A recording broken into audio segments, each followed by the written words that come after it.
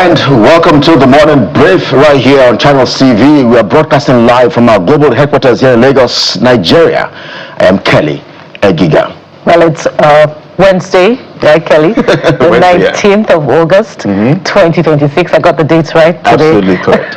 What a sigh of relief. Welcome, by the way, to your perfect morning starter right here on Channels Television. I am Bukola Kukah. And I'm Jeffrey Ozonga. Just to announce to you, the floodgates of campaigns are officially open. Guys, what are you tracking? Yeah, I think that's it. Basically, the accord the peace accord signing yesterday in the nation's capital, where we saw some of the candidates, put a signature ensuring that, as we begin our campaigns, everything is going to be peaceful as we try to make our case, try to drive why we need to be voted for. We're going to do this peacefully. Some would say it's just a tradition, it's just a convention, because in the reality, beyond the ceremony, a lot of things always get to play out. They signed this, for instance, in Osun State, for instance, where it was signed, and then we still saw violence. Violence takes center stage in the build up to the elections in Osun State. So those who just say, no, this is just a convention, this is just a tradition. But some will say, you know what, because our democracy is really fragile, we have to keep going through that route to ensure that we keep on with that journey to get to that level. So, but there are questions as to why, for instance, the presidential candidate of the APC was missing in action, Mr. President Bola Tinubu.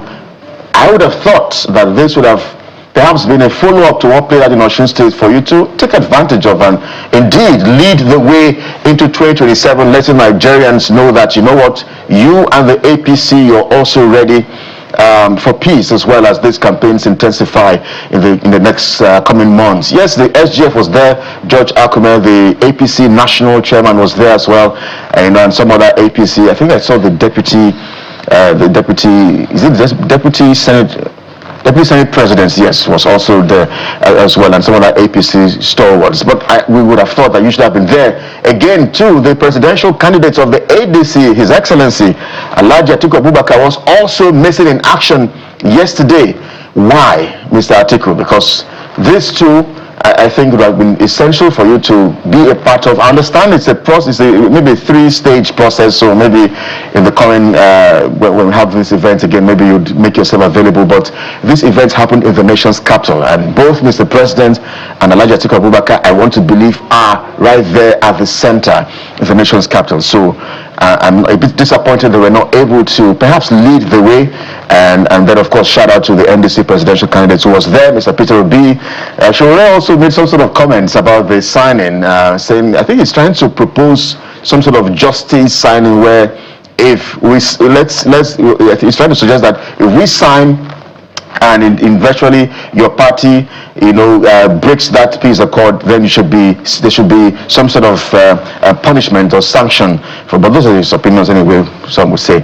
But I think basically for me those were the major takeaways, so long as the national peace signing accord peace what's it called again?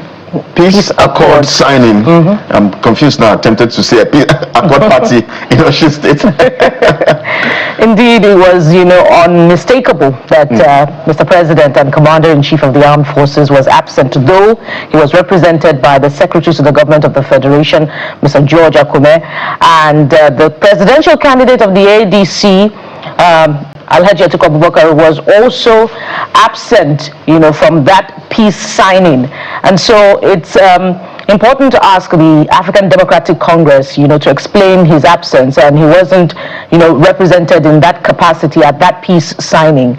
And so it is as a result of that the presidential candidate of the AAC, Mr. Showore, is saying even if a representative was sent, it means that, whatever commitments that we're making to that peace accord will not be binding on those candidates, and it may result in certain unwholesome fallouts as the campaigns now begin.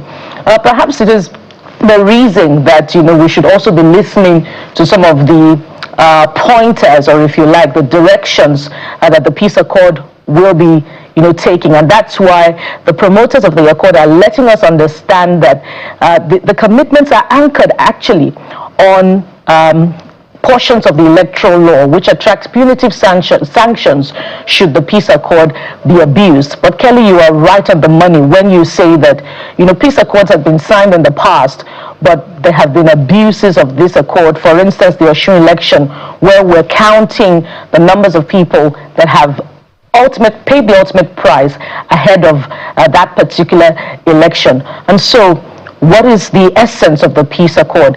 But I did also note, Kelly, that Reverend Father Matthew Kukah, of the Kukah Center, was also saying at the pre-election conference that Nigerians should not look at this process, as though it were not significant, that they should hold those who put their signatures to the peace accord to account. And so that is a significant part.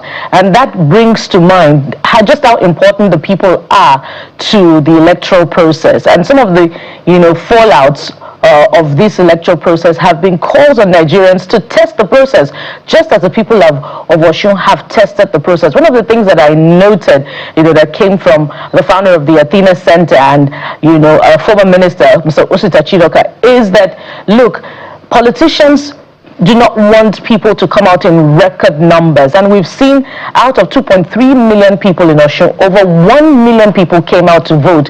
Can politicians, really decide to induce voters, with those numbers? For instance, look at, if you did the multiplication, 20,000 naira per vote, times 700,000 people, for instance, that will be a whole lot, to commit to voter inducement. And so if Nigerians came out, in large numbers to commit to the electoral process and ensure that the votes turned their way, then perhaps, a new era may have begun with the electoral process.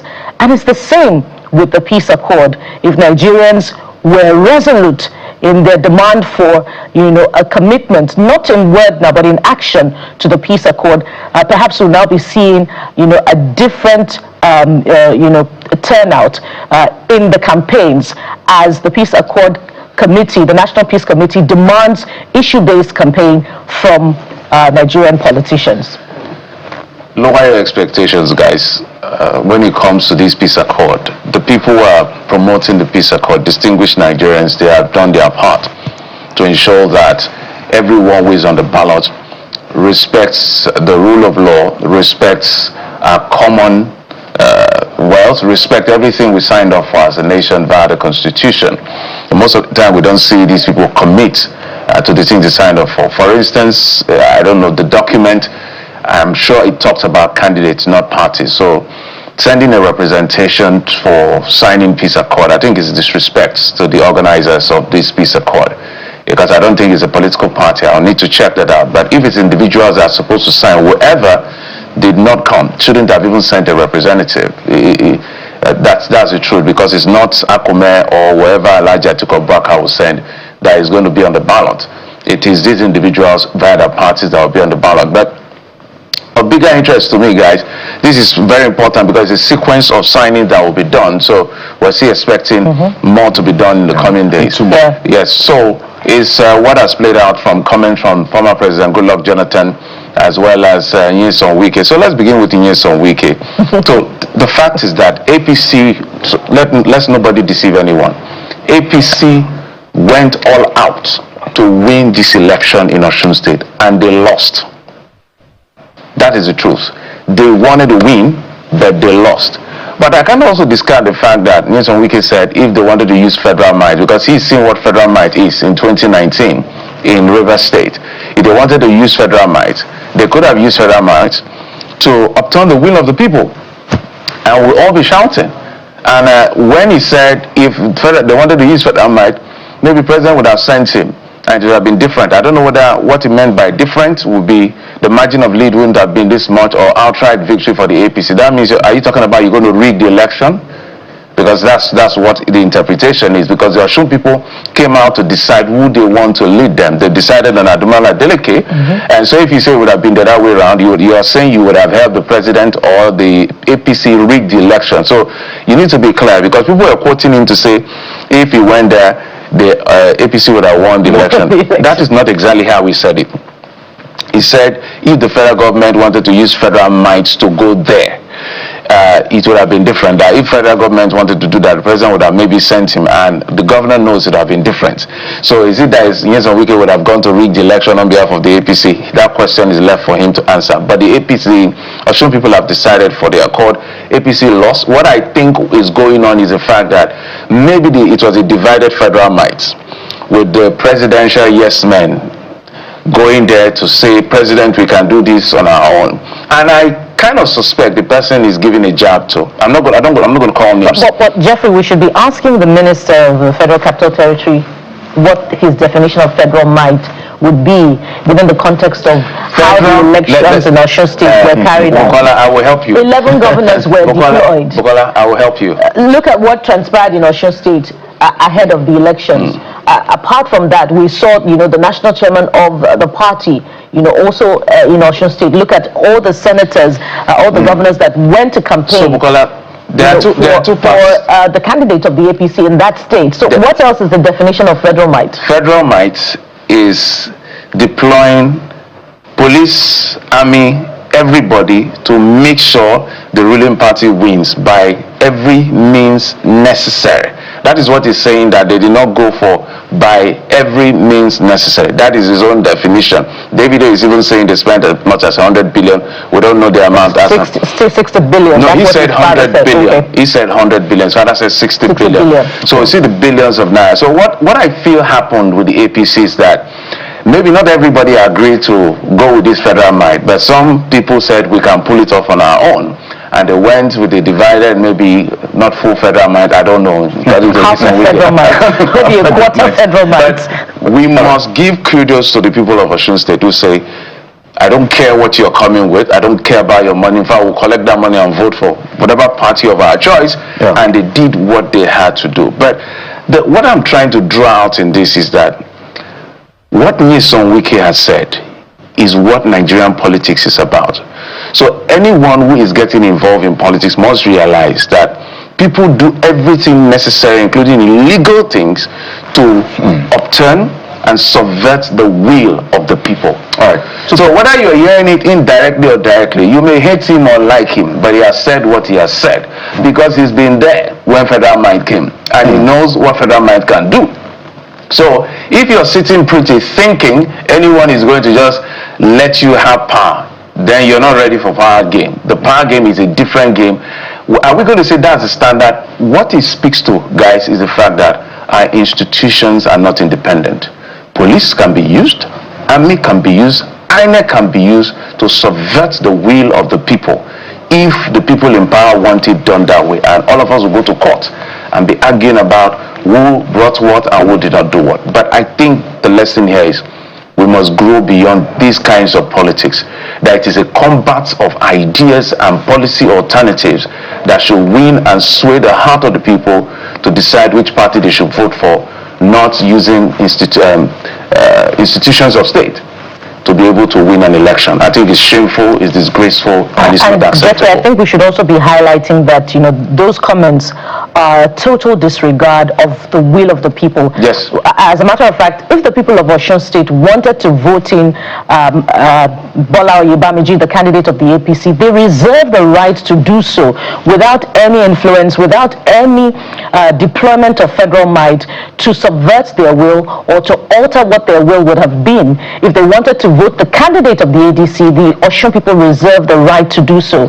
And this brings in the comment of former President Goodluck Jonathan, who is expressing the presence of governors at elections, and he pointed out Osun, where the just concluded off-cycle election. He pointed out Ekiti and Ondo, and his former president has earned the right to express such concern because of his own conduct during the last election, where we saw former president late Muhammadu Buhari emerge victorious. He said no political ambition is worth, his own ambition is not worth, the blood of any Nigerian, and he's earned the right to do so because he took the path of peace. And so we should also be looking to politicians with such rhetoric as those that would lead, the country, not comments that are a total disregard for the will of the people. All right. It's a careless statement to make. Jeff says we should lower our expectations of politicians. But I think it's a very, very careless statement to make, again, from the FCT minister. Some months ago, it was him threatening some journalists that if he had opportunity, he would have shot Sharon some months back. And here he is again at it. I think it's a very careless statement to make. We have not recovered from all his fair in politics. We have not recovered from Francis Fadoris's comments, and there we are again with this comments from the FCT minister. But we're totally out of time on this segment, so let's switch gears and get to see what the papers are saying this morning. Please stay with us.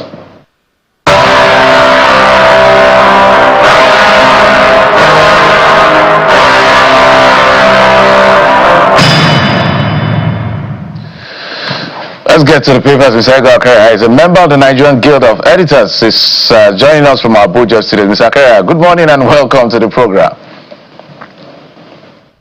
Absolutely. A pleasant morning to you, Geoffrey, Kelly, and Bukola this morning. It's nice to see you guys looking good. Thank you so much. And of course, we're going to allow you binge on some of the thoughts we've shared. Federal might and no federal might. It's as realistic as it is. But whilst you're trying to comment on that, let me get to the first paper. And this Nigeria, there are two stories I would like you to talk about. 2027 now campaigns begins. Presidential candidates signed peace pacts. Tinubu represented Obi, Showore, Adebayo signed. Conflicting reports on Atiku. And then just above that, we have some record numbers of FAC. FG state LGAs share 3.007 trillion revenue for July. Mr. Akera. Well, it's interesting that yesterday the peace accord again was signed. Let's not forget that the National Peace Committee in 2014 established the National Peace Accord, where, I look at it as, an electoral ritual where leading presidential candidates, governors, and maybe National Assembly members, they converge at a spot to sign a document they call a peace accord, which, of course, as far as I'm concerned, and I'm sure most Nigerians will look at this peace accord with some reservations, because at the end of the day, many of these politicians really do not abide by the tenets, the principles, the spirit of the accord itself. So that's why I call it a ritual. They just gotta sign it, they walk away, and then once the campaign starts, you still see violence, you see killings, and a complete jettison of the accord that they have signed. We saw it in the Osun elections. After all, the governor, Demola Adeleke, by the way, I congratulate him. He has done very, very well. He has just shown that, when you work for the people, Nigerians do not forget. They will always find a way to reward you when election comes. So it is not about mobilizing anybody to put pressure on voters. Nigerians have come of age. What is biting everybody now is clear. So by January and February next year, I am sure that voters will vote in accordance with their conscience and the realities that is confronting them. So with regards to the peace accord, I don't take it seriously, because there is no implementation, there is no enforcement for those that breaches what they have signed, the agreement they have signed. It is just a moral document, and the expectation is that once you sign, naturally you abide by it as a gentleman. But when you abide by it in the breach, what then happens? There's no enforcement, no sanctions. So that is why I just called it maybe some kind of ritual, really. But with regards to the FAC allocation, it is growing, it is increasing. That is why many of the governors are very happy with the president, and some of them actually left their traditional parties and joined the ruling APC because for the reasons that they gave. Some said because the federal government under the current leadership of President Bola Ahmed Tinubu has been able to invoke some ingenuity to raise the federal allocation, such that states are not getting billions of naira and they have a lot to pay their staff, embark on development projects. It is good. But again, to what extent are Nigerians benefiting from these huge largesse that the states are getting? The results are yet to be seen across the state, apart from a few states, a handful of states that you can just count on. Particularly states in the southern part of Nigeria, states in the east, in the north, not much is heard. Well, maybe because of insecurity, so nobody is able to focus on what the governors they are really doing. Again, that can also open the windows for corruption, for many of these funds to be stolen by some of the governors who will hide under insecurity, that they are fighting security not to develop their states, and use these vast resources for the general good of the people of their state. So it's an ongoing conversation, and I'm sure that as we move into the election, the campaigns are starting officially today. They have about 159 days or there about 160 days campaign window before the elections eventually take off. So we'll wait and see how all of this pan out in the coming weeks and months. Well, let's get to the Guardian newspaper now, which gives us an insight into the thinking of the candidates who have signed this peace accord, and that was how we began the program, drawing attention to some of the reactions after the candidates appended their signature to the peace accord.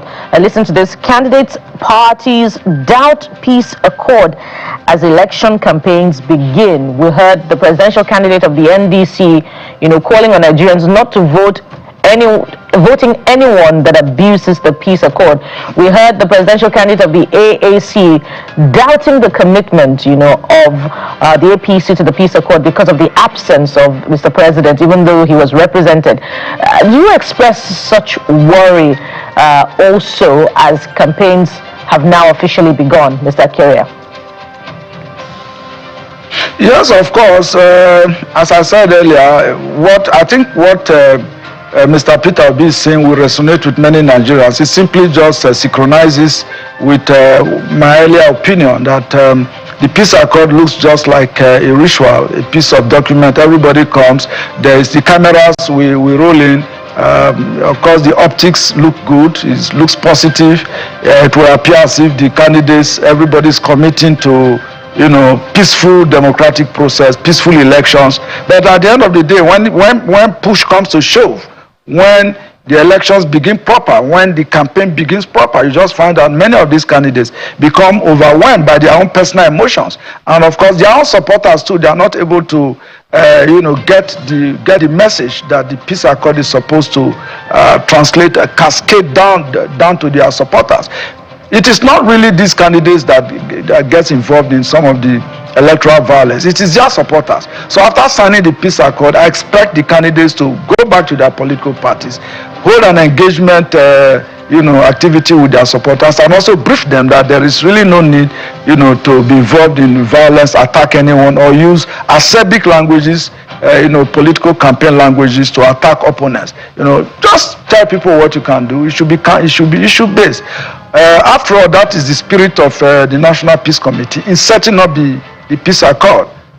Former head of state General Abdulsalam Abubakar and Catholic Bishop Matthew Hassan Kukah came together in 2014 to set up the National Peace Committee that eventually gave birth to the peace accord. So what Nigerians expect this time is that let's hope that we see a difference. And of course, what Mr. Peter Obi is saying, that Nigerians should not reward bad behavior. Those who sign the peace accord and then just move against it, when the election begins, that Nigerians should punish such individuals by voting against them during the election. And I think I agree with him.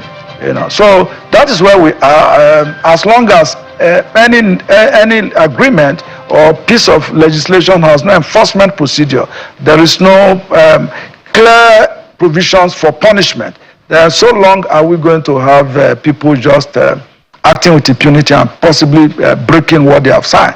But as I also said earlier, it's a moral issue. We expect that these politicians will become gentlemen and abide by what they themselves have agreed to by penning their signatures to the accord. All right. And some would say it's left for their followers, because we could see some of them smiling and embracing each other yesterday. But you know how supporters and followers can be very fanatical, you know, with their support and all. But let's stay with that national peace accord, because one man who also got the attention of many yesterday was the man who is in charge of our electoral process, Professor Joash Amukwito. And that's what the Nigerian Tribune leads with, his remarks right there at that peace signing yesterday. Nigerian Tribune, it says INEC projects over 100 million registered voters for 2027 poll. INEC projects over 100 million registered voters for 2027 polls, to deploy 1.4 million ad hoc personnel to over 176,000 polling units. The police is warning against armed groups and use of illegal firearms. And then he lists on with the other writers about the peace accord and those who were present and those who were absent. But as of the portal, I think we have about over 93 million Nigerians who have registered, Mr. Keha. With the level of voter apathy we have seen in elections in recent times, I wonder if you think INEC can meet that target. Plus, I wonder if you think that the commission is indeed really prepared to handle these elections. Remember, somewhere around 8 to 10 p.m. in the Osun elections, IREF all of a sudden took a break. Oh yes, this is also part of the general challenge that the electoral umpire is facing.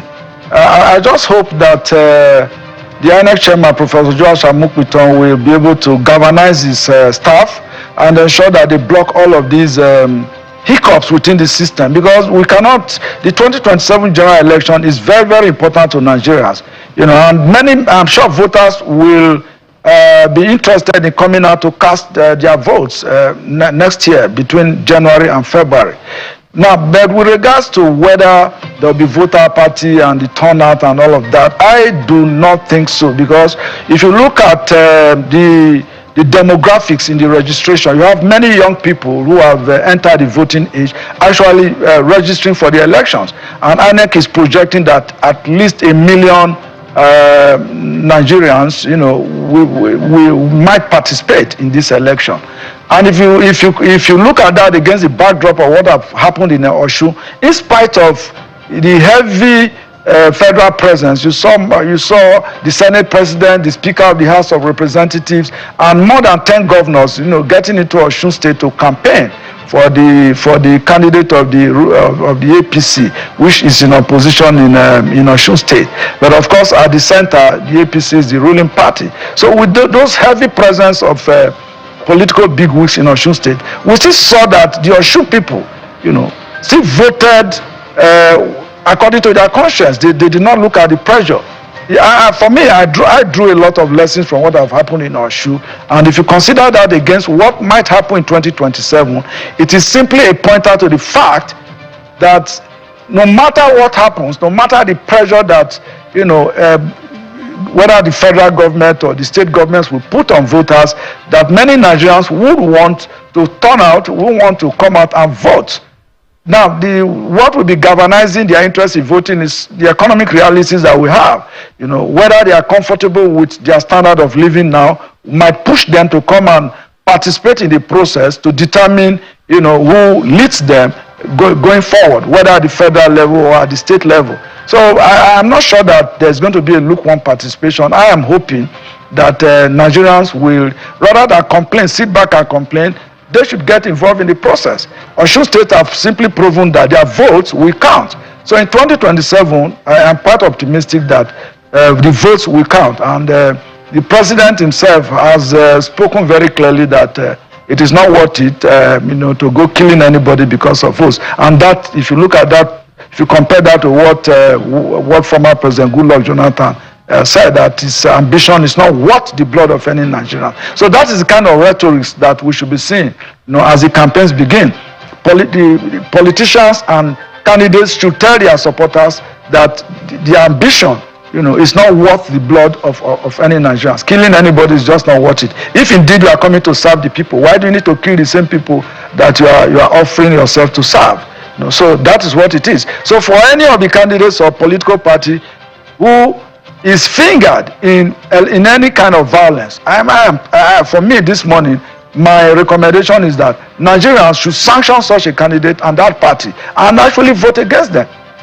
So if that happens, that will become a lesson to others that, that is not the path to follow, that is not the way to go. So I'm quite upbeat, and I'm very excited this morning that the elections is giving a fresh proposal to Nigerians, opportunity to Nigerians also to clearly choose the candidate of their choice. Let's get to the Vanguard newspaper, Mr. Akara. And as a matter of fact, one of the things I would like to speak to is the issue of the opposition and the ruling party. Everybody is desperate to win this election, and we'll be fooling ourselves if we think that rigging is not part of the plan. That's why the electoral umpire and institutions of state are there to curb some of these things. But whether they will do it or not is a different matter altogether. As 2027 campaigns begin, high hurdles before candidates, parties, so many riders. 8 states announced 20 to 200 million naira permit fees. That's for outdoor advertising. They started this discrimination by price. Is a strategy that is used at the subnational level to ensure that their competitors are out of business. And sometimes we feel like we're growing, sometimes it's like we're going 10 steps backward. But I would like you to speak to this headline as well as something that has happened in Osun that everybody is looking, that has not commented on, but some of us who are interested in the process will highlight, because it's caused a problem for us in 2023, and it became an issue because whether President Tinubu won that election square and clean or not, it becomes a controversy because of the delay in upload of results on IRF portal. In Osun, they were doing fantastic. 5 hours in, we got about 70% of the votes on the results on IRF. But all of a sudden, about 2 hours down after that, about 8:42 p.m., I think I monitored it till about 10:08. There was no upload of results. And I think it even went further. Yaga Africa even made a comment to that effect. But INEC has not explained to us what happened. Because at that point, somebody like Davido started screaming that they want to manipulate the remaining 300 and something polling units. I want you to tie that to this headline, sir. Yes, I agree with the concerns that you have raised, and I also monitored, the upload of the election results. See, INEC should stop explaining to Nigerians. We are tired of these explanations. The new INEC under Professor Mupiton should move away from the traditional approach of INEC trying to explain the internal weaknesses, because once there is an interruption in the upload of results, that immediately raises suspicion that there's something untoward going on. And you cannot justify it. You can't even explain it, because it will mean that there is some kind of pressure. Maybe some phone calls are coming in to stop the process, saying that, the outcome of the election is tilting towards, a particular party and candidate. And therefore, certain pressures are coming in to stop the upload of the results and see if the figures can be tweeted in such a way that can then lead to manipulation to serve a particular end. So for me, that should constitute a criminal offense, because the reverse electoral act is very clear. Now there will be real-time upload of results to IRF. So once you interrupt the process, that is already a breach. It's a violation of the law, of the electoral act itself. So INEC must, from now, between now, they still have some months. They still have about 6 months, 5-6 months ahead of next year's election, to ensure that there is seamless upload, seamless transmission of results from the polling units to IRF, so that everybody can follow from across the states. It is very, very important, to guarantee the credibility of the electoral process, and the process itself should be seen as accountable and transparent. The accountability question is very important, because it is not about coming to explain after, the wrong has been done. Technology is seamless. Once you put in place the right technology, there's no reason to witness any glitch or an interruption of the process. So Nigerians don't want to see that. I'm sure that the election, apart from even Nigerians, the international community is also interested. Do not forget that Nigeria is the biggest black nation on earth with the biggest black population, on earth. Therefore, whatever happens in Nigeria is going to have a cascading effect on other African countries and the black community around the world. So people are interested in what happens in Nigeria, whether it's the election, whether it has to do with security, or even how we manage our economy. Because if anything goes wrong, the population of Nigerians that will go across the border, putting pressure on other countries, it will almost become unimaginable. Now, with regards to the huge, the humongous fee that is being charged by the state governments on outdoor advertising, between 20 million and 100 million. 200. Apparently, that's clearly outrageous. And so the electoral process itself is already priced beyond, the average Nigerian who has good intention to come and genuinely serve the people. Where will anybody get that kind of money for outdoor advertising alone?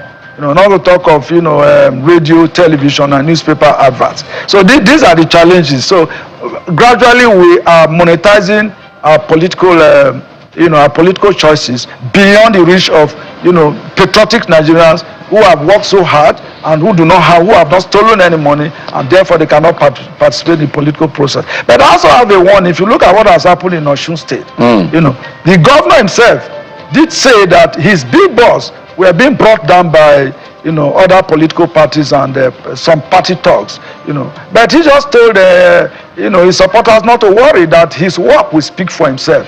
So for any governor, anybody who thinks that if people do not pull billboards, do not pay this humongous amount to erect billboards, that that is going to confer any advantage. I doubt, because Nigerians can now see. If you have performed, Nigerians will see and you'll be rewarded. But if you did not, billboards will not help anyone. Sakaya, well said. So we need to prepare for a lot of eventualities. For us, we're praying and hoping that we're not there. We're praying and hoping that there will be a day when our institutions will be really independent. INEC will truly be independent. We're not there yet. Police will truly be independent. Absolutely. We're not there yet. The military, they're not there yet. Judiciary, we're not there yet. So we need to plan around this Hercules heel that we're dealing with. So because this election, there is a plan by the politicians to do what politicians do. Everybody knows what I'm talking about, so I'm not going to use my mouth to say it. Our job is to point out what these things are, and then everybody be on the lookout for their own polling units. But thank you, Mr. Edgar Akaya, member of the Nigerian Guild of Editors, for always coming through for us. Thank you, sir. It's always a pleasure. Thank you, Geoffrey, and have a pleasant day. You too. We have a long list of big conversation right here that has to do with the interest of the nation as the campaign seasons begin, but we'll get started with that peace accord. Join us in just a moment.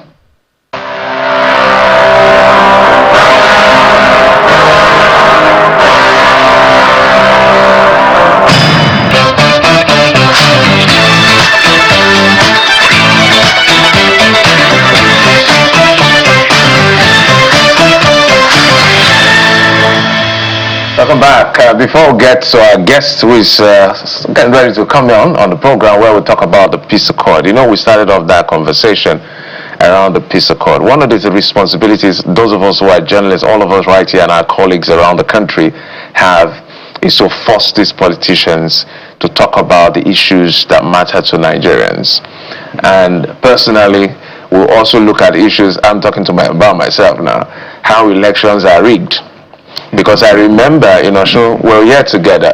Okay, we're here in the morning if I join Bukola in the evening. And during that election, what happened was, especially at a polling unit, I think, is it the governor's polling unit or one of those polling units that were transmitting live? I saw that they were so involved. They were counting every ballot. And then when it eventually went their way, they were screaming, they ran. I said, no, don't run away. Do not run away. It doesn't work like that. Yeah. Because between you're going to celebrate and coming back, the magic can happen. Could have happened by maybe disappearance or one excuse. Because what I advise people now to do at a polling unit, whether you're APC, PDP, whatever party you belong to, is really none of my business. I don't have a dog in this fight. My only is the process. Make sure that when you go to the polling unit, I go to the ballot. When they finish counting, if you people are 100, share yourself. 50, go and be shouting, we won. 50, stay there and be looking to make sure the agents of the party sign, INEC officials signs, and then make sure they capture it and show it's been captured and uploaded. Now transmission, if there's if there's network, it will be transmitted. If there's no network, it will just be hanging there until there's network. But make sure it's captured. Don't just jump and run away. That's my own scanning advice. Our guest is ready. Let's go to our guest. Okay, let's go to our guest. I have a concern that I'd love to, speak on to respond to that. But the National Peace Committee would have Nigerians know, especially from the signing of the accord yesterday, that it's not just about the destination that they are running to as the campaigns begin, but how they run. Because how they run would perhaps determine how they govern if they're elected. So let's have the reminders this morning about what actually they committed to when they signed the peace accord. And joining us this morning to talk more about the peace accord that was signed yesterday is the project coordinator of the Kukah Center, Asabe Ndahi, joins us from our Abuja studio today, the project manager of the Kukah Center. Mrs. Ndahi, good morning and welcome to the Morning Brief. Good morning. It's good to have you. Thank you. Yes. One of the things that Thank you. Good morning. Yes. One of the things that we noted yesterday at the signing was that the Peace Committee emphasized that this is not just a ritual, but it is anchored on portions of the electoral law that can be invoked should the accord be abused by candidates as campaigns begin. Perhaps there's no better time than now for a reminder to thousands of candidates who are running for presidential, governorship, National Assembly elections, what they committed to and, the consequence of abuse. Perhaps we should start from there. Okay, thank you very much. So this first signing of the peace accord is to promote issue-based campaign and also to just remind them that they must conduct their campaigns peacefully, devoid of violence, devoid of hate speech and inflammatory rhetoric. Because I would like to take you back to the history of the peace accord. The peace accord actually came into existence in 2014, and this was because of the emotional nature of the campaigns leading up to the 2015 elections. And what we do not want to see is a repeat of that kind of campaign where people just come out and are insulting other politicians. There's no sensitivity as to or respect for the other candidates per se. So we do not want to see a campaign where the spokesperson, for example, where we always see that most of the violations come from the spokespersons of either the party or the candidates. We're reminding them that now the Electoral Act has been refined and there are consequences for all of those acts. So it's not just what I heard somebody say, it's a moral document. It has gone beyond a moral document. It has backing of the law, the Constitution, the Electoral Act, and all other legal frameworks that govern the electoral process. And so we're just reminding them that they must campaign and they must conduct their campaigns responsibly. It doesn't matter who came to sign or did not sign. It matters that the political party was represented. And because we all know that every candidate is a member of the political party. And so the chairman has signed on behalf of the party, and it covers everybody in the political party. So we're just reminding all politicians, particularly their spokesperson, because those are the people who make the comments on their behalf, that they must conduct themselves responsibly. They must make sure that their campaigns do not incite violence. Because what we see at the end of the day, on election day did not start from election day. It always has a history before the incident actually happens. So I'd like you to also emphasize on the laws that can be invoked if a court is abused by any candidate at any level. Okay, so I give you an example of the Electoral Act, particularly Section 131. A and B talks about vote trading, and that anybody who is caught in the business of vote trading has a fine to pay. You are either sentenced to 12 months imprisonment or a minimum of 500,000, depending on the case. I also give you Section 96, where if you are found in the business of hate speech or just inciting violence through the rhetorics from your campaign or your spokesperson or from the party in general, there are fines to pay. For the individual, there's a minimum fine of 5 million naira or 12 months in prison. And if it's a political party that is found culpable, you are going to pay the fine of 10 million naira minimum, and for subsequent offenses, you will pay a minimum of 5 million naira. And so all of these are offenses that are not just backed by the Electoral Act, but also in the Constitution, where it guarantees that you have the right to freedom of expression, but that you shouldn't impinge on somebody else's rights. So all of these things are available there, and there are many other things. The entire Section 7 of the Electoral Act of 2026 covers for electoral offenses. It provides all the penalties, and I think that we shouldn't be in ignorance of all of these things, because ignorance of the law is not an excuse. Well, some would question whether this same signing which we saw just before the polls in Osun State, if there have been consequences for the words, the threats, the rhetorics that we saw ahead of the elections, or the build-up to the elections in Osun State. So some would question, indeed, if something has been done about that. But my question to you will also be that very absent at that National Peace Accord yesterday was the entire ADC as a party. Its presidential candidate was also absent, and no form of representation. So any reasons as to why? And then some would also say that perhaps if Mr. President was also there, President Bola Tinubu, maybe it would have also, because he's the sitting president, perhaps would have made a whole lot of difference in terms of just ensuring that indeed he leads the way in terms of ensuring there is peace ahead of the polls. Okay, so I'll start with your first question. Of course, we signed the peace accord in Osun State precisely on the 30th of July, just before the elections. But we want to say that the peace accord is not a magic wand. It doesn't completely exonerate other institutions of their responsibilities. What we do with the peace accord is to remind people that these provisions of the law need to be respected ahead of the elections. But then there's a place for active citizenry. There's a place for political parties. There's a place for the election management body and the security agencies. But what we can tell you with the peace accord was, on the eve of the peace accord, there were arrests made in Osun of the members of the Accord Party.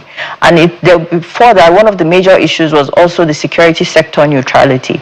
And once we signed the peace accord, at the very high level of the police, the IG deployed an extra commissioner of police to make sure that, okay, these accusations on the police, we need to sort it out. And those were parts of the impact of the peace accord that was signed in Osun, just to make sure that where the highest tension was with the security sector, and they had to do something about it. They had to just readjust whatever they were doing to make sure that they are now seen to be responsible and conducting the elections properly. The second question, the absence of the president. As I mentioned earlier, the APC was represented by the national chairman. ADC was also represented, even though the candidate himself wasn't there and the party chairman was not there, but they were ably represented. And so we want to say that the party has committed, whether in person or collectively as represented by the party chairman. What is important is they are now accountable to the law. And regardless of the signing of the peace accord, the law has always been in existence. All we're doing is setting a reminder, so that you did not come to sign the peace accord doesn't mean that the full weight of the law cannot be applied to you. It would have been important for the optics if the president showed up. But regardless, every Nigerian is equal before the law, and with the peace accord, we do not play preferential treatment. All candidates are treated equally. They all sit on the same row, so it's not a matter of this particular candidate is more important than the other. Let me ask you a direct question, madam. And I'm very glad. Distinguished Nigerians, this looks like just distinguished Nigerians making very honest moral persuasion in a game that lacks any form of morality, both by players and even parties, arguably. So how do you balance that nexus? So I would like to ask you a question. Can we try the alternative, to do nothing, considering the political risk that we see in Nigeria? So the point I'm making here is that there is the ground norm, which is our constitution, the biggest law ever. Yes. There is the Act of Parliament, which is the next level, called the Electoral Act. and then there are subsidiary laws which are guidelines by INEC. We have enough. So I am saying that in terms of legislation to check excesses and mischief, we have it in great supply. The question now is, it's a game that lacks morality. So what are the conversations that you think is being pushed through to have an iota of morality in this game? Okay, well, firstly, the Peace Committee members try to engage in preventive diplomacy. So it's not that we just sign the accord and we just keep it. After signing the accord, we document, and we have at the Kukah Center, Secretariat of the National Peace Committee, the Election Security Information Hub, where we track insecurity that has a tendency to impact on the elections, but we also track electoral offenses. And so with all of this data that we gather, we sit the presidential candidates and the party chairman and other key stakeholders for the elections to say this is what the data is showing, and we have to do something about it. The Peace Committee tries to engage these people at the very high level to make sure that Nigeria is not at the brink of a collapse, it's not deteriorating, and that there's less violence going into the elections. If we recall what Nigerian elections used to look like before the 2015 elections, where the first peace accord was signed, the 2011 elections that was recently concluded before all of that was very violent. We saw at the minimum 800 lives being lost, and we do not want a repeat of that. And so the moral persuasion of the peace, the moral persuasion that the Peace Committee carries out is just to constantly remind these people that the law exists, but they're also appealing to their moral conscience to make sure that they do what is right for Nigerians. Madam, that's what I'm saying. We're in this together, all of us, because nobody should die because of an election. My ambition, or anybody's ambition, using the classic quote by former President Goodluck Jonathan to make a case. But unfortunately, I'm speaking to the reality that we face. Osun is a classic example. We have the death toll for what? For just a governorship election, an election that will come and pass, and 4 years after, someone is going to come back, another set of elections will come. So is the navigation around a moral persuasion around, forgive me, a game that lacks any form of morality. So should we begin to expand the conversation to say, rather than making moral persuasion in a game by players and parties arguably that don't have any respect for this morality, with greatest respect, shouldn't we be strengthening institutions, expecting this misbehavior to be handled as enshrined in the law? If you get my drift. Yes, okay. So as I said earlier, at the signing of the peace accord, we have the Inspector General of Police, whether in person or in a representative capacity, and we have INEC. And so we remind them as well that it's not just about the political actors, it's also about you, the election management body, and the security agencies who have a responsibility to enforce the provisions of the law. That's one. The second thing, hello? Go ahead, the madam. second thing that we do is to also have other conversations with them to say where are the issues and how can the Peace Committee intervene in all of this. So yes, there is a big need to strengthen institutions, and at the National Peace Committee, the Secretariat level, we also have what we call the accountability framework, where we also monitor the actions or inactions of state institutions to make sure that they are also living up to their responsibilities. Well, maybe yes, absolutely. You're right. We need to strengthen institutions, not just the political actors, because as we know, the political actors do not have any form of institution that really regulates them. And so one of the things we've also asked for is that we have also been part of the clamor for the Electoral Offences Act, Electoral Offences Commission, where all of these things can now be sent to the Commission to investigate and to enforce the due weight of the law. So, I mean, they say everything rises and falls in leadership. So I understand why you're doing this. You bring in the leaders of the party and then you try to make them commit. But I wonder if the Kukah Center is also beginning to think of how best to involve the followers who, despite the signing of this National Peace Accord, it dates back to 2014, and it's been signed over and over again. But the followers who were not part of that meeting yesterday who may not be part of the next phase and the final phase, I wonder if we're beginning to strategize better on how to involve them, in how to make them, those persons at the grassroots, because it takes only one person to say, let's mobilize, let's go, and they're all marching in one direction. So I wonder if perhaps the center is making further efforts on how to engage the followers a bit more to commit as well to peace and a violent-free campaign and elections. Okay, thank you for that. So the first thing I'd like to say is we saw the optics yesterday, and it wasn't just me and you. The entire Nigeria have seen that the political parties have come together, they have signed the peace accord, and they're ready for peace. And so that alone should speak to the mind of any responsible Nigerian to not go ahead and carry out violence on behalf of these people, because they have agreed for peace. And it's also the responsibility of those who have signed to go back to their followers, to go back to their party members to say there is no need for violence. Everybody has a responsibility in this equation. But finally, I'd like to say that the Kukah Center, we're just coming back from Oshogbo, and we had been there for 5-week stretch. We were having several stakeholder engagements, including socialization of the peace accord with the party chairman and the candidates ahead of the signing, so that they understand the actual contents of the peace accord, and when they're making commitments, they know what they're signing to. We also had bilateral engagements with several stakeholder groups, including traditional and religious leaders, the media, CSOs, all of the people who participate in election.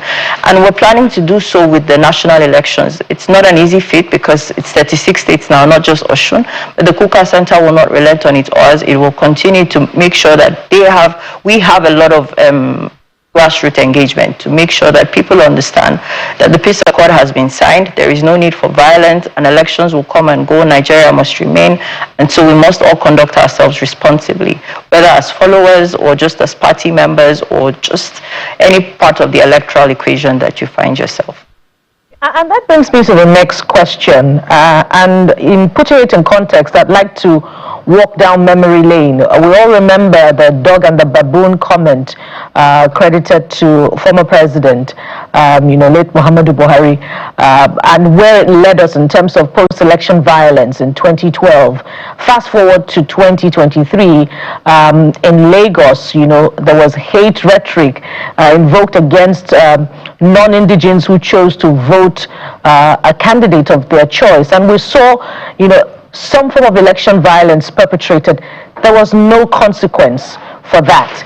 Now, ahead of the 2027 election, knowing that these laws have always been there, documented, it's not a lack of laws that is the challenge, perhaps the surfeit of laws and the failure oftentimes to invoke these laws when they have been breached.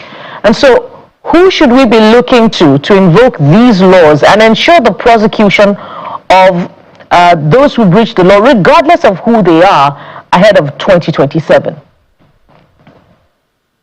Okay, so I'd like to first say that in the aftermath of the 2023 elections, with what happened in Lagos, the Kukah Center organized a project, an intervention, to strengthen social cohesion in Lagos State post the elections, because we saw everything that happened. And we do not want to go into the 2027 elections with that sort of story. But as for who will enforce the law, the position hasn't changed. The security agencies have a responsibility to ensure the safety of the entire country, the electorate, whoever comes out to vote on election day, regardless of your location, you are supposed to be guaranteed some form of safety by the security agencies. So yes, everybody has a responsibility, but what we know is that we ought to have picked up the lessons from the 2023 elections, and to make sure that we're learning from history and not repeating our mistakes. And so we're hoping that the 2027 elections in states like Lagos and other volatile places will be peaceful, and then voters will be safe. But we have done our part. We engaged different stakeholders, particularly the youth, but other critical stakeholders in Lagos State, to ensure that social cohesion is real in Lagos State, because it is a place with a lot of diversity, and we cannot just ignore the realities that are in Lagos State. All right, that will be a fine place to anchor it, and hope that all institutions responsible for upholding the law ahead of the 2027 elections to align with the peace accord will do just that. And we've been talking with Asabe Ndahi. She's the project manager, the Kukah Center. Thank you for your time on the program. Thank you very much. We'll take a moment now. When we return, we're done just yet with how the campaigns will play out. We'll be back in just a moment with more. Stay with us.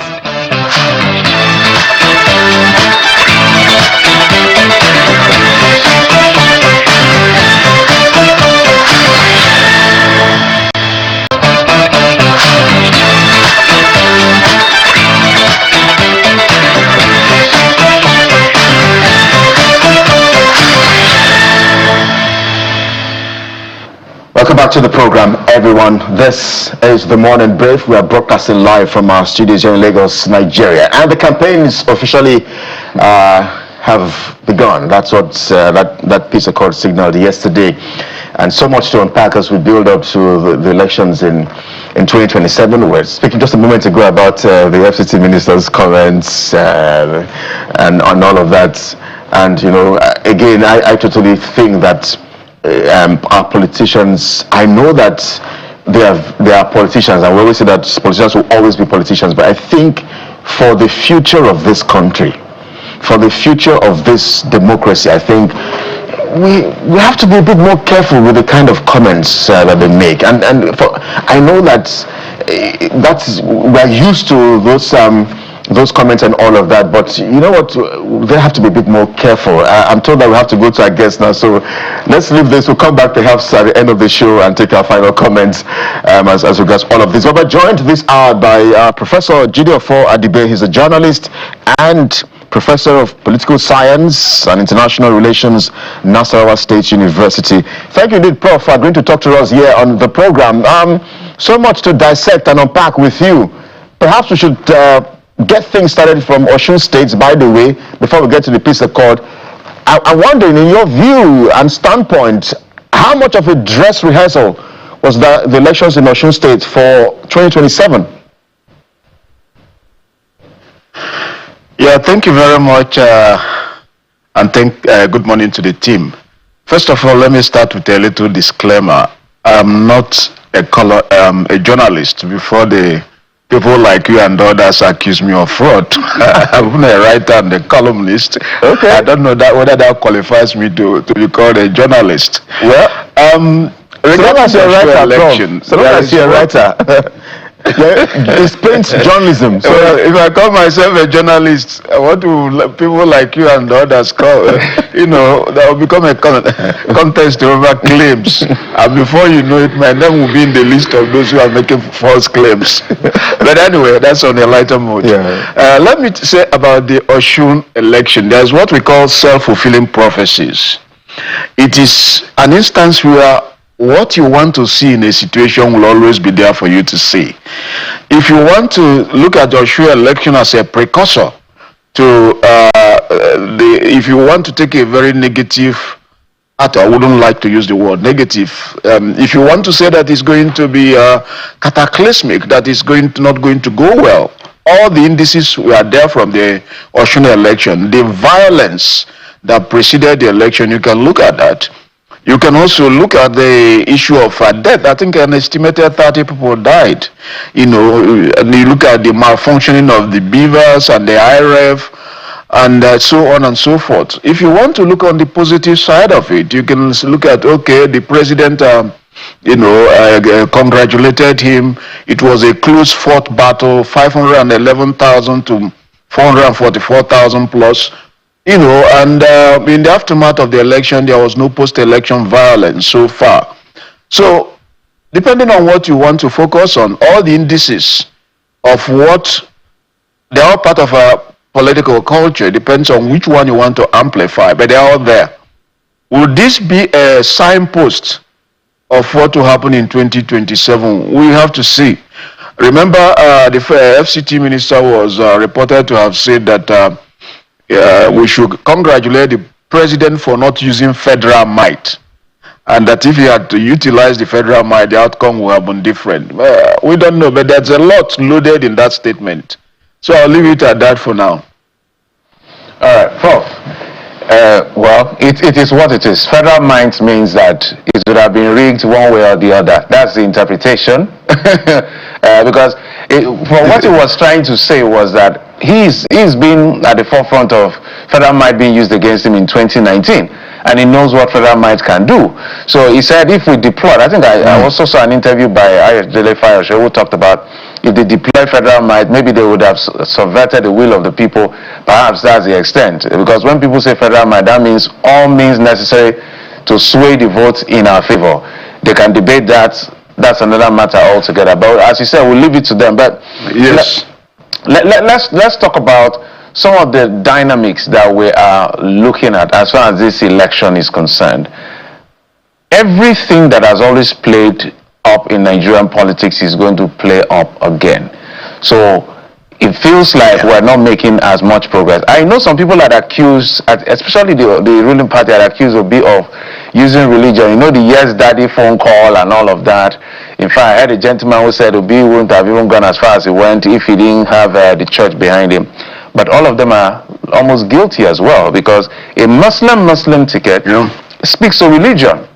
By the calculation of the president, he feels that if I do this, if I don't do this, I'm going to lose this election. And he pulled it off and he got his votes and got elected as president.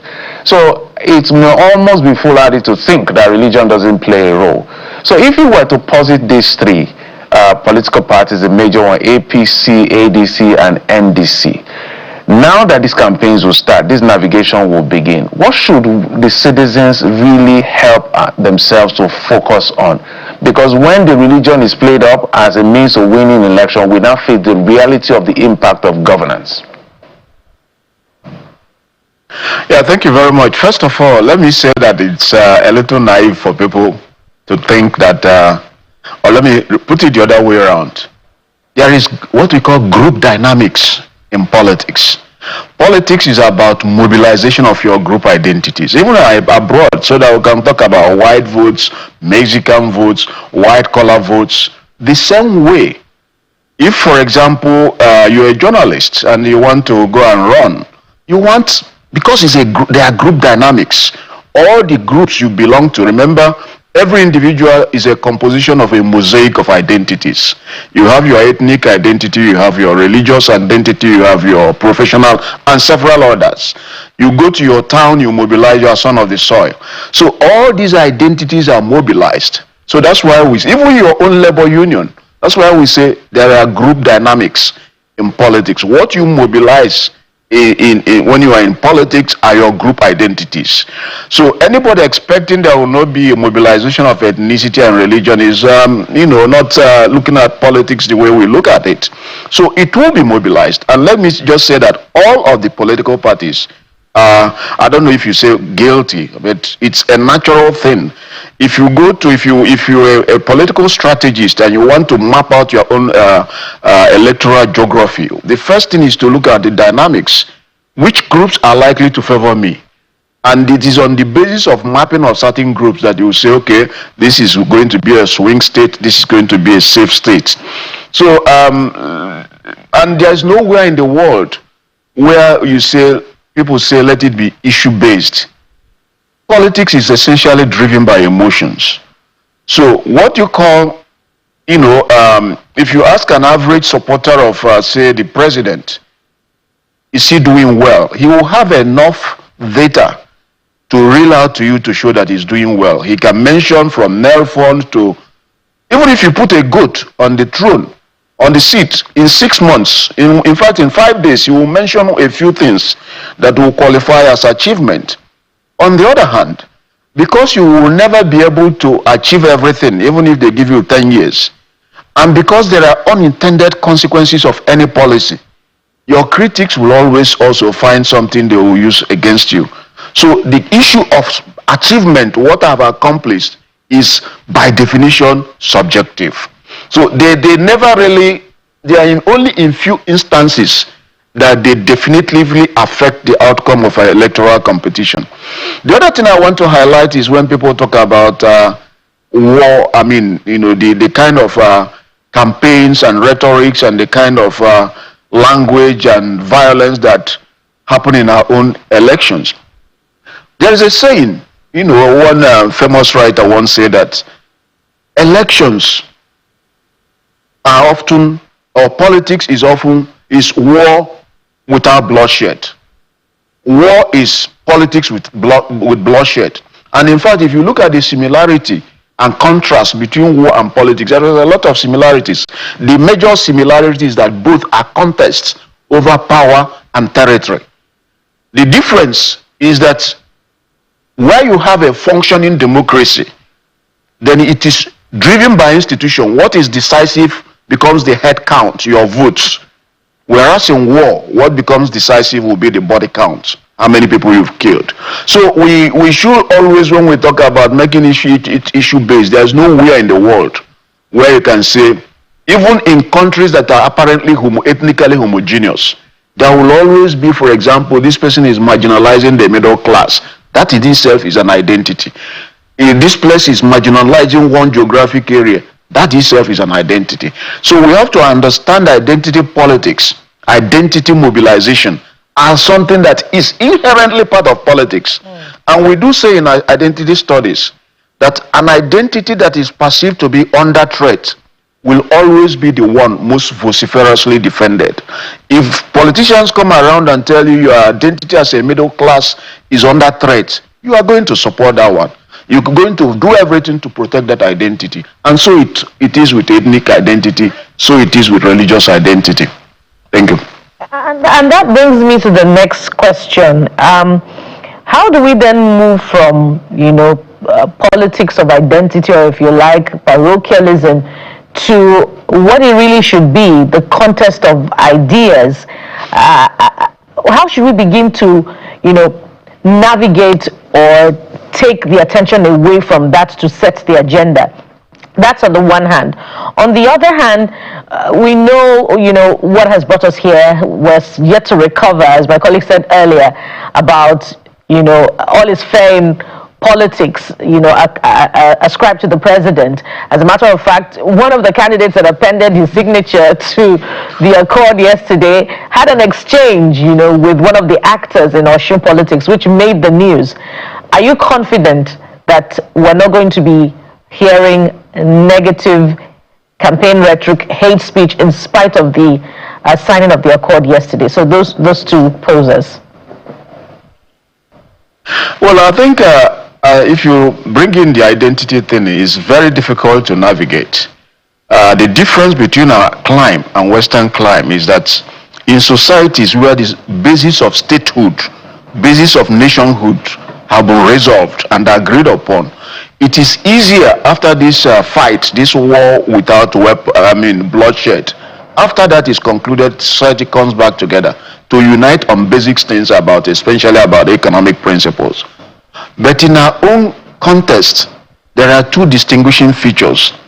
Because the basis of nationhood remains contested, each election, in fact, often elections come before the wounds open from the election cycles have been properly healed. The election cycle now opens up all those wounds. And remember, we are coming from a period of prolonged autocracy.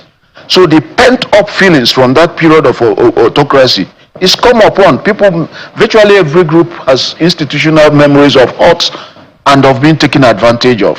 So when that happens, that identity of being maltreated comes again into force, making it more difficult for us to resolve the issue of, what you call, how do we navigate identity. That's just basic thing. Otherwise, identities are things you have to factor in. And why is identity going to be factored in? I did say that in politics of language, you play up fear. Playing up fear is part of your ways of mobilizing the we-they dichotomy. This group is going to dominate you. Remember, one of the reasons why in our kind of societies, politics tends to be anarchic is the fear that whichever group that captures state power will use it to disadvantage the others and advantages in group. That fear is pervasive. So you play up that and various other things follow. So we are not going to, in the short to medium term, completely escape this form of, identity politics, the negative aspect of it. And that is why some of us have been saying that we need to rethink our own form of democracy. I personally believe that the form of democracy, liberal democracy, we're running is very antithetical, does not promote, hurts the nation building process, especially that wounds are not healed, another election comes. And anybody telling you that we're going to escape from religious mobilization, ethnic mobilization, is not telling you the truth. The reason people think it's only a problem of ethnicity and religion is because the class consciousness, they're not in a Marxian sense. The idea of I am middle class, I'm upper class, I'm employer is often very subsumed to your broader ethnic and religious identity. So it's going to be there with us. How do we move away from this winner takes all form? How do we move away from this type of democracy that seems to widen the social distance among Nigerians? Right. I think that should be one of the paramount questions we should be posing. Yeah. Well, Prof, you have painted a picture about our identity and the kind of politics that we play. A big question mark would also be the role that money and the money bags play in the polls. INEC, we understand, has set about $10 billion naira rather, for the presidential bids, 3 billion for governorships in terms of, issues around spending limits. 10 billion naira for presidential campaigns and spending limits. The governorship, 3 billion naira. How realistic is that? Because money plays a dominant role in the kind of politics that we play. Nomination forms, for instance, is in hundreds of millions. The adverts, we heard of issues, or we reported votes buying, for instance, in Osun states where people got as much as 50,000 naira, at the polls. And this is a general election. So I wonder perhaps if you think INEC is being realistic, and how can we even make this idea of money and the commercialization of our politics, how can we reduce that? Even in the Western world, even in the US, campaign funding remains an issue that is very difficult to police. For example, when even you put a cap in the Western world, the surrogates, the groups that are supporting you, that are mobilizing their own money independent of you, they can raise any amount of money and use it again. So it's essential, even in mature democracies, only those raised by political parties themselves, which tend to be a fraction of the money spent. In Nigeria, I don't think people have tried to, harass anybody because of exceeding the campaign limit. Even the donations people make to political parties, how many people have been called to question because they donated a certain amount of money? So it is more of formalism, and INEC, I don't think, many people don't. I don't know how many people take that serious. But even then, what we should be thinking about is, again, it goes back to what some of us are critical of about the kind of liberal democracy we're running. If people do not believe that their vote counts, who counts, they are more likely to sell. And it is not just the election that is commoditized. And election is just a reflection of what happens in other domains, in other arenas of our political and social life. Virtually everywhere you go, if you visit somebody, if you visit some relatives who are going back, you're expected to drop something. That's also commercialization. If you people open gates, you visit your friends and the gatemen, greet you very well and say, "Oh God, we are here." You're expected to drop something. That's drop Nigerian parlance. So this commercialization is again a reflection of our national life, their culture. So I understand that people are worried, but we should not isolate one domain and expect that once that domain is sanitized, what is then happening in other wider society will not affect it. I'm not saying that is right. I'm saying that it's a reflection which we have to look at holistically. Yeah, Prof, as we wind down, I think politics and politicians sometimes are generally the same around the world. It is worse in some climes than the others. The only difference is that there are institutions to check.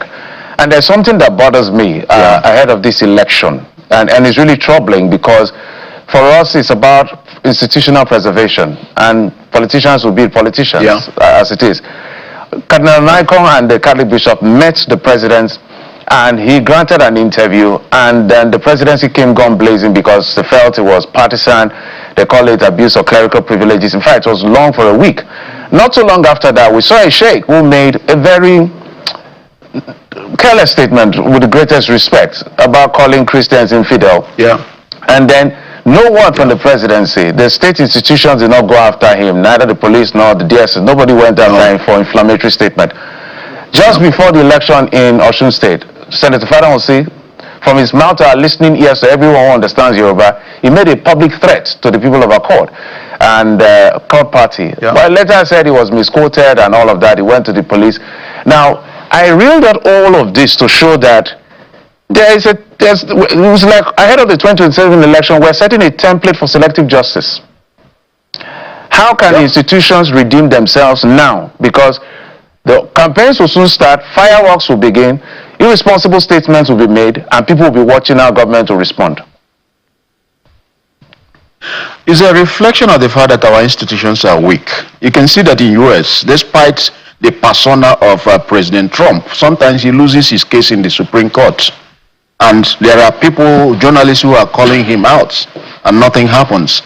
But you can see even in Osun State, I was telling people that Adeleke played smart by not choosing even members of the NDC or ADC with serious candidates, presidential candidates, as members of his rainbow.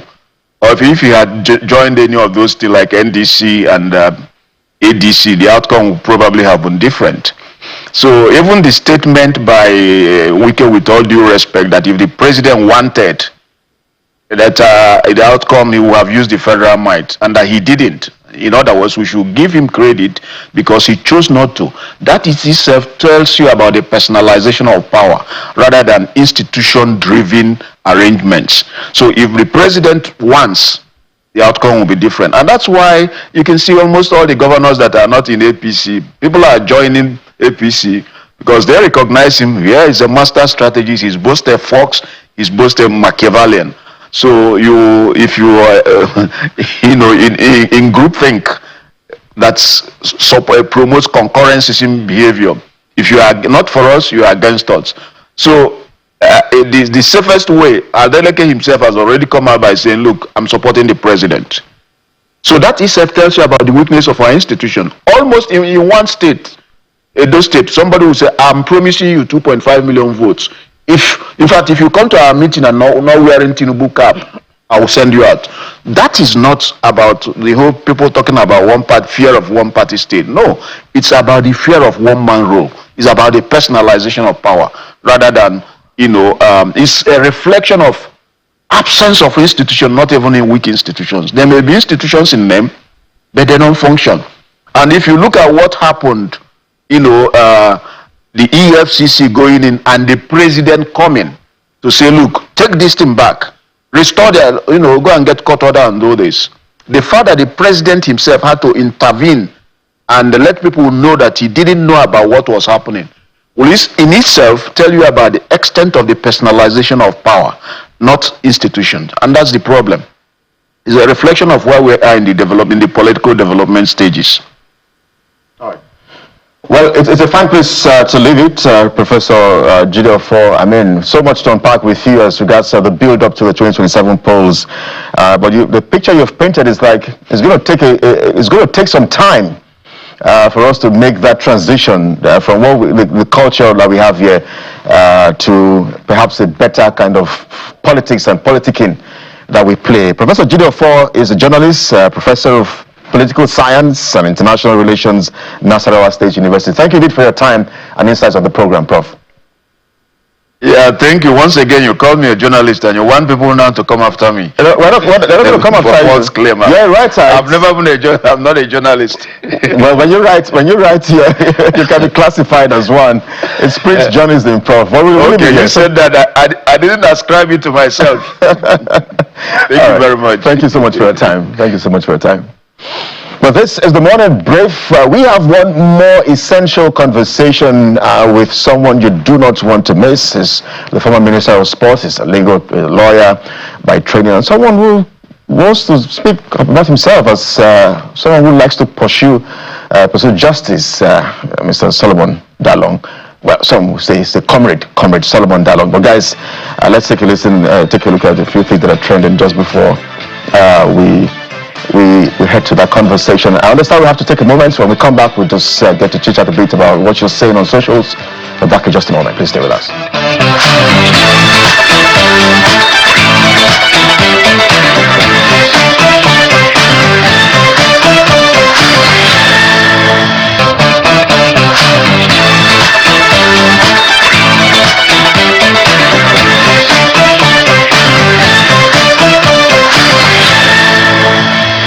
Welcome back, and thank you for staying tuned to the Morning Brief, your perfect morning starter on Channels Television. And just before we head to the last leg of our conversation this morning, let's take a look at some of the things that you've been talking about. Of course, this one is from the Lagos Commissioner for the Environment, Mr. Tokunbo Wahab, who was reacting to a video of social media influencer who was teaching people how to do car spotting, how to make content. So let's take a look at that, and then we'll be right back. Well, I don't think we have so much time for that. We don't have that video, okay. Yes, but we'll jump into at the end of the program. Yeah. Let's jump into the program conversation. Solomon Dalung is a former Minister of Sports, and he joins us. Also a member of the ADC. Comrade, good morning, sir. You know you wear many caps. Legal practitioner, comrade, former sports minister. I don't know, is there a list I'm missing? Yeah, many. Community leader, peace and justice advocate, anti-corruption crusader, and many more. Yes, I know that one of the concerns that was raised, I think that should be last year, was the fact that the opposition needs to come together to be able to give Bola Tinubu, our president, and his party a run for their money. And then things moved one way or the other, and then we saw the ADC, boom. Everybody was like, okay, I think we now have some alternative. Let's now talk about ideas. Then everything scattered. And then since that scattering, we've seen results coming out from elections. So let's start with Osun State, for instance. ADC performed woefully, to say the least. They scored maybe less than 5% of the vote. And Nyesom Wike has been, let's use the word he used online, dragging the ADC, say, even if you had to lose, why don't you lose with honor? How do you respond to that? Well, the elections in Osun has come and gone, and it has laid the foundation of what 2027 is going to be all about. Of course, the issue of federal might, incumbency, APC being party in government has already been put to rest, because Nigerians in Osun has proved their determination to defend democracy. So despite the federal might, as we could as we saw in the 30 governors, 45 members of the National Assembly, national chairman, Senate president, speakers, all congregating in Osun, and yet they suffer a humiliating defeat. So I think reacting to that is what my friend, the Minister of FCT, is trying to cover up the shame of how they lost in Osun. And so for him, where he can relocate that blame is to look at the ADC. But why is he not talking about, the huge mobilization of resources from all the state wasted there and the humiliating loss APC suffered? what happened in Osun is a confirmation of what I've said 2 years ago, that even if Tinubu appointed his wife the Chief Justice of Nigeria and appointed Sheyi, INEC chairman, is going to be defeated woefully in 2027. So I think Wike should concentrate in explaining how it took so much money in Osun and yet they were humiliated. Not to talk of ADC. He's not a member of ADC. In fact, he is a member of APC, but he also hides in PDP. And he has so many political parties and we don't know which one he is. So a man who has no honor does not interrogate. Well, comrade, because you wear many hats, we have so many issues to unpack with you. Maybe I should just touch on the National Peace Accord signed yesterday. We did not see a heavy representation of the party that you now represent. So I'm wondering what happened? Why was your presidential candidate absent? Well, I'm not a spokesperson for the presidential candidate, and I'm not connected to be able to know why he was not there. But if I'm left to speculate, I mean, we've been signing peace accords since 1999. And in the last Osun election, you could hear a sitting senator, a member of the APC, threatening people that anybody who did not vote for APC should be killed. So the question is, where is the peace accord? And what has the signature of those who signed the peace accords done to peace in Osun? I mean, over 40-something also, thereabout people were killed in that elections. What is the essence of the peace accord signed? And those who signed the peace accord, were they peaceful? So I think it's about time we begin to question, I mean, this gathering where people sign papers while they plan evil in their minds to go and execute, because we are ruled and governed by impunity. And then some of the peace ambassadors, they are inviting people to sign peace accord, are promoters and supporters of the APC. So the question is, I mean, when you have the fowl as the chief judge, can the cockroach found justice in that court? So I think the whole thing is more or less like a jamboree, which people go to sign. It has no any force of law. It has no any moral force on the consciences of those who sign it. So maybe that could be the reason why, I mean, some of those forces, powerful forces that are supposed to be there were not there yesterday. It does have a force of law, as the committee has made us understand, that is actually anchored on portions of the Electoral Act.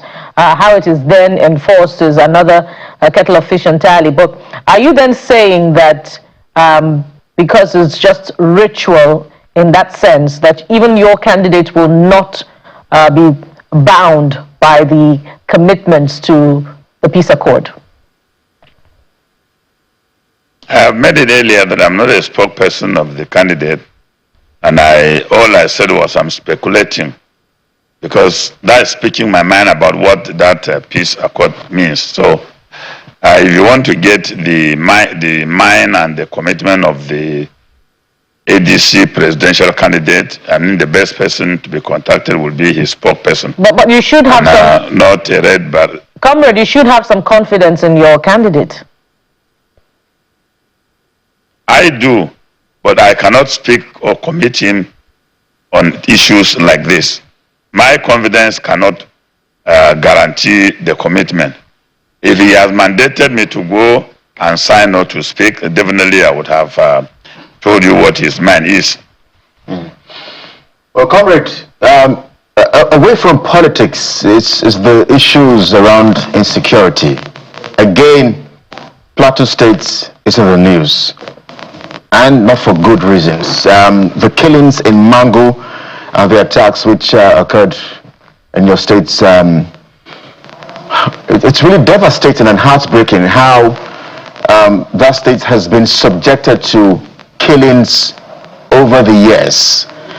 I'm trying to look at your posts just a moment ago, and you have questioned even the governor, who you said he began his political career in Mangu, serving at the local government. Are you disappointed in him and how he has handled security in Plateau State since his emergence as governor?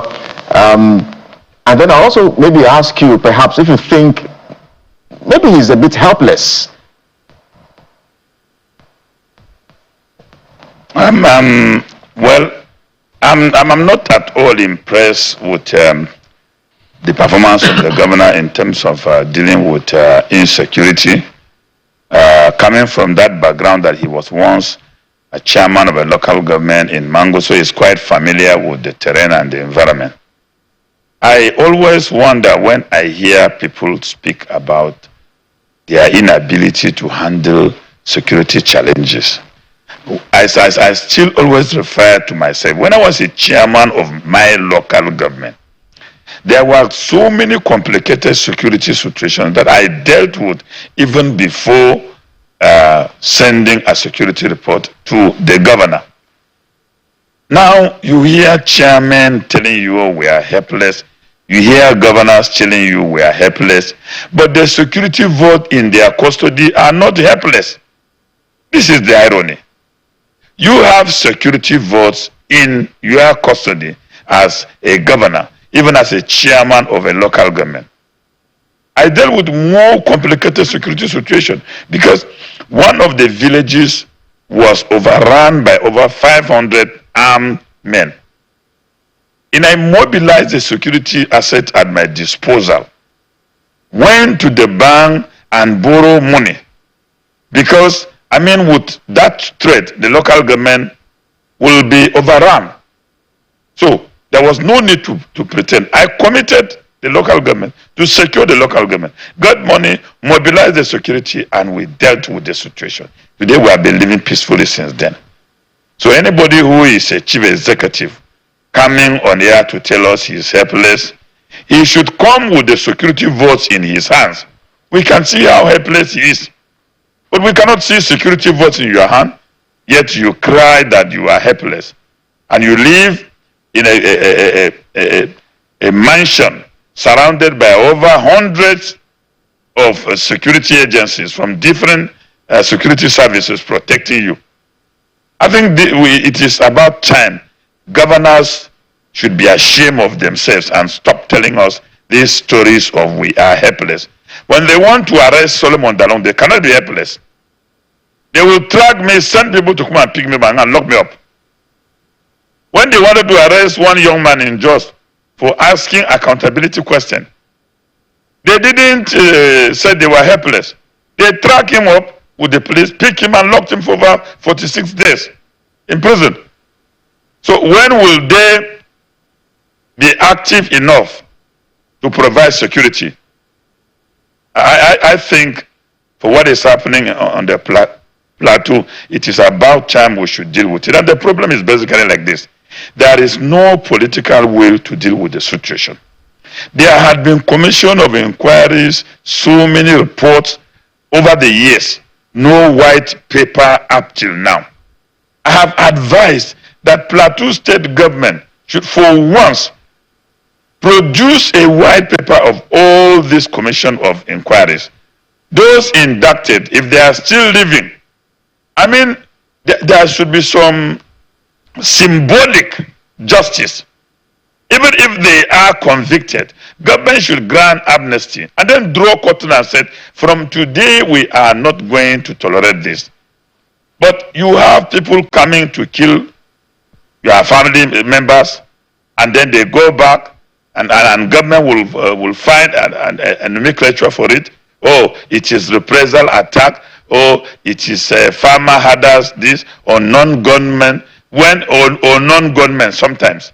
I mean, when shall we be able to protect our people? I am personally devastated. I mean, seeing what has happened in Mangu, and we are yet to see the end of it if government will continue like this. let's dwell on that political will. The president had visited, flew by to visit and condole with the persons who lost their life during the Angwa and Kukah incident. I remember he made a comment to the lady whose pictures and videos are all over the internet holding, I think, her son. And he empathized with her. He said, there's nothing I can do to bring back your child. But one thing I guarantee is that it will not happen again. And that was not true. It happened just barely 48 hours. So to that extent, he couldn't keep his promise. And then the part of CCTV cameras, I think as of July, 20-something of July, I reached out to find out whether those CCTV cameras have been installed. The last I heard was there were street lights, there were no CCTV cameras, but I don't know whether those CCTV cameras are there. I had to bring out all of this to say, it feels to us who are outsiders that the people of Jos and Plateau State know exactly what the problem is. So why can't it be solved? Let me corroborate what you said. We know the problems and we know our problems. But you see, when you have leadership that is not committed to protecting lives of the citizens and is always interested in regime survival and political ambition, then the lives of people will be sacrificed. Do we need CCTV cameras in Jos Metropolis? Yes. But of what effect will that be to the killings that are going on in the rural communities and the displacement of our people? Now, whether the president visited Jos is another discussion. You may invite me to come to do it. But I do know that the president visited Yakubu Gowon Airport in Jos, and he ferried those who had lost their loved ones to the airport. Against our tradition, you visit to empathize with a person in his own abode, not ferrying him to a different place. That wasn't a visit to empathize with the people of Plateau. The president was on a tourist visit to the airport where he just ended up mocking those who would have lost their loved ones. That has no any significance at all to empathy. Now, why are we unable to deal with the problems of Plateau? It has to do with lack of, commitment and leadership. If we have leaders that believe in the people and believe in their oath of office and know that the Constitution imposed on them an obligation that they should protect lives and properties and the social well-being of the people, they will definitely do that. If we have leaders who have consciences, who knows that, well, all these monies, they are busy stockpiling. One day they will depart this earth without anything. They will concentrate on building legacies that they will be remembered for. But the Plateau problem is so pathetic that since 1999, apart from Governor Jonah Jang, who concentrated on some infrastructural development within the northern zone, and he too could not deal with the issue of insecurity, Plateau has been bleeding since 2001 till date, and we don't know who will help us. And I think the people should in 2027 warn themselves and use their votes like the people of Osun to install a leader who will come and make that great difference. And that brings me to the next question, which is how the 2027 elections will be decided. You have said earlier at the start of your commentary that the president will lose the election. Let's look at it from the point of view of how the North will vote. And you said in another interview that the North will not vote for the president. But there are three Northerners on the ballot. If you look at the ADC, if you look at the APC, there's a Northern on the ballot. And in fact, the NDC, there is a power broker from the North who commands historically the vote in Kano State. How do you think based on this, the votes will be decided from Nigeria's north? You see, every week, the president and his government will have one controversy, whether fictitious entity, whether 81 trillion spent out of budget, whether insecurity people are killed. One scandal or one controversy to the other. And then the last is the Osun election. Now, before the Osun election, we had Sheikh Jideofor, who is now the Director General of the campaign of opposition, who had come up to tell Nigerians that 2027 election is going to be about the census of religious identity, that is triumphalism. He argued that the Muslim ticket in 2023 was evidence of Muslim dominance. So, what we have to deal with now is that in 2027, religion is going to play a major role in it. In 2027, regionalism is going to be a factor in the determination of the election. And in 2027 too, the president's performance is going to be an issue. But on the overall, the president will be defeated woefully because he has assembled the people who also has abandoned the people. The governors whom he has brought to his party can never bail him out. It has been established in Osun that their gatherings were a gathering of mourners. Jideofor had also now came up with the issue of religious triumphalism. And Christians who hitherto were sympathetic to Bola Ahmed Tinubu had now been warned that their vote is going to be an endorsement of the Muslim ticket, which will be the theory of the triumphalism.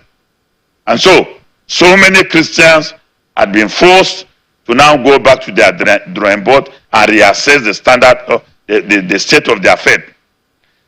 The Muslims who were ordinarily sympathetic to Tinubu became embarrassed because Jideofor went too far to even refer to Christians as infidel. And he had some Muslims coming up to justify that the concept infidel is found in the Quran. So definitely anybody who is not a Muslim is an infidel. Far, far from it. That is even ignorance. Because the word infidel too is obtained in the Bible. And the Christians do not use infidel to address anybody who is not a Christian. We call Muslims with their name Muslims. Why are the Muslim fanatics radical? Not honest and sincere enough to call Christians Christians. And they prefer to call them or to insult their sensibilities by calling them infidel. So you can see where 2027 is taking us to. And this statement was made in presence of governors who were gathering and some of them clapping and ovating.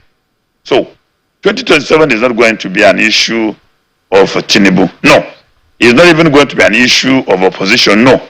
But the man Nigerians are going to be elected in 2027. For me, I'm yet to say this will be the person. But I think credibility and merit will play a great role in 2027. All right, Mr. Dalung, I wish we had time without taking you on some sporting issues, but totally out of time. But now we're just there. Nothing is happening in our Super Falcons and our Super Eagles. We're just going to be doing sit-down look. But Maybe we'll invite you for some other time. We'll invite you some other time to talk about the issue of sports because you manage that ministry at some point. Thank you, sir. We appreciate you for coming on the program. Well, I'm so sad that, our women had lost their trophy, which they had dominance for over 11 times. And they lost it to Cameroon. And that is, again, because of the bad leadership and corruption that has eaten deep in sports. Whenever you have the time, we'll x-ray it. All right. Thank you, sir. Solomon Dalung, former Minister of Sports and a member of the ADC. Thank you. Welcome. And that's it on the program, right? Wish we could take the Tokumbo Wahab responding to a lot of Lagos on car sport aspect to the later time. But you have 2 seconds to do that. Yes. We don't have the time to go to that video. But more importantly, we would like the commissioner, to focus more major in the major, not in the minor. The refuse challenge in Lagos is a humongous one. I recall the last time I had a conversation with him, he promised that the governor has instructed that more compactor trucks will be brought in. We're still awaiting those compactor trucks to come in, such that the environmental challenge, which may become a public health concern in Lagos, will be solved as soon as possible. Just important to mention that. We do not pray for that, but residents as well, you also need to take responsibility and ownership for your environment. That's the show, everyone. We're back again tomorrow. Thanks indeed for watching. I am Kelly Egiga. Sunrise Daily is up next, so stay with Channels Television. The Morning Brief returns tomorrow. I am Bukola Kukah. Political hot air is about to be boom into the atmosphere. Sieve it. Find out what is important to you and I in terms of governance, because the politicians are about to get started. But we're here to help you make sense of it all. I'm Jeffrey Ozoma. Bye-bye.